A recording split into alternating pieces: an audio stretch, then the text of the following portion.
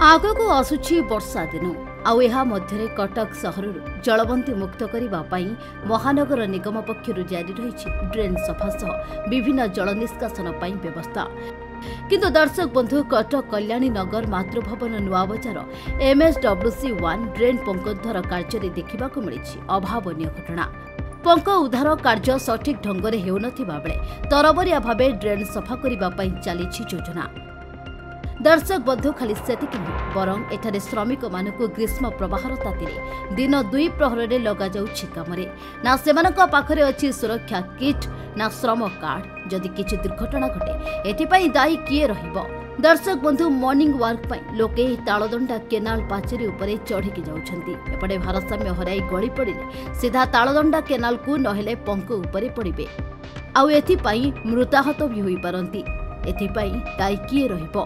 क्षतिपूरण देव किए सीएमसी ना जल संपद विभाग? एडी 2 मास 2.5 मास हला खोलिकी पकई देछन सारे केते असुविधा सुविधा होउची ताले आमु जणा काला एडी केतले के गाडी रे पडुची तो के चाली जाऊ जाऊ झुंटकी पडुची विराट गाड खोलिकी पळे जाइछन। आमु तो पैसा पत्र मिलुले दरम लेबर को पैसा मिलुले आमे काई काम करिबु? रास्ता फुल जाम जदो जाम होउची अध घंटे रे जाम होउची। हाँ आज्ञा ये देखु नाहंती ये हेउछि कटक पारादीप मुख्य रास्तार नुआबजार छक जार अवस्था आज्ञा न कहिबा भल। गत 2 मास तळु गेल इंडिया पक्षरु रास्ता मझरे गैस पाइप बिछा जिबा पई खोला जाइछि हेले दर्शक बंधु ताहा संपूर्ण हेउनी ना केही अधिकारी घटनारे मुह खोलुछंती।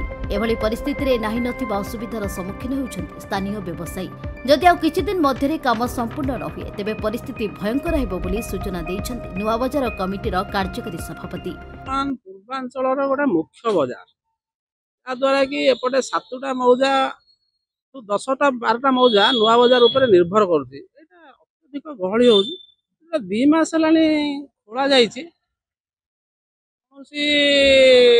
अनुष्ठान को खोली ताकू भी आमे पूजा कमिटी रे मीटिंग हेइतला आमे ताकू बारे फोन करतलो से आगे हम बंद कर देबी खूब शीघ्र एटा कार्य सरी जीवो किंतु कहिला परे भी से ताकू बंद करिनी। से बंद कर देले भलो हो कारण नुआ बाजार गोटे सबुठु जनगहଳି रास्ता।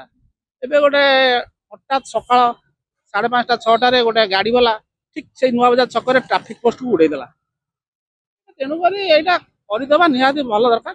जदि नकला पूजा कमिटी आर गोटे घोर विरोध करी राजरास्ता को ओलेइबो बाध्य होइके।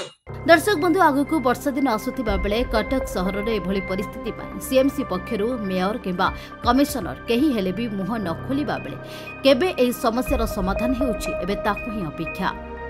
देखंतु ये जो अछि MSWC1 बड़नाल रे 3 तारिख 4 तारिख दिन जोटा हमें देखा पाइलु जे कि नाल भितर श्रमिक माने खाली देहरे 11टा पर श्रमिक माने काम करिया कथा नुह डर खरारे काम करुचंती एवं विकल रे पानी पानी बोली चित्कार करुचंती पानी मध्य पिउचंती किंतु ना एटी कोनोसी अधिकारी उपस्थित अछंती ना कोनोसी लेबर डिपार्टमेंट रो कोनोसी अधिकारी उपस्थित अछंती।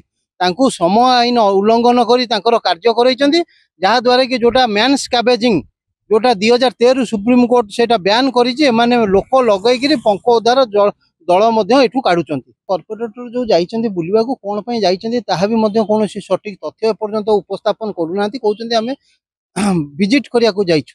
कथा पड़ी कटक सहर आग निज अंचल कोन अछि कोन नाही आग सेटा देखो सेटा केमिति सुधरिबो एवं मंत्री आसी कहिथिले जे जून 6 सुधा एटी पंख उद्धार सफाई कार्य समापन हबो किंतु आपण माने देखंतु वर्तमान सुधा रास्ता घाट रे पंख पड़ीची पंख उठा जाई पार नाही। एटी ना कमिशनर ना मेयर ना काहार किछि खातिर नाही मंत्री को कथा को ता माने हमें एतु अनुमान करछु माने मंत्री को कथा को माने टिके खातिर मध्य करूनांती। कटक बलराम नायक रिपोर्ट ओडिशा भास्कर।